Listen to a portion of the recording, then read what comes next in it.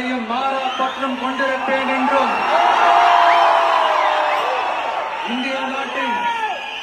ஒப்பில்லாத முழு முதல் ஆட்சியையும் ஒருமையையும் நிலைநிறுத்துவேன் என்றும் தமிழ்நாட்டு அரசின் முதலமைச்சராக உண்மையாகவும் உளச்சான்றின்படியும் என் கடமைகளை நிறைவேற்றுவேன் என்றும் அரசியல் அமைப்பிற்கும் சட்டத்திற்கும் இணங்க அச்சமும் ஒருதலை சார்பும் இன்றி வெறுப்பை விலக்கி பலதரப்பட்ட மக்கள் அனைவருக்கும்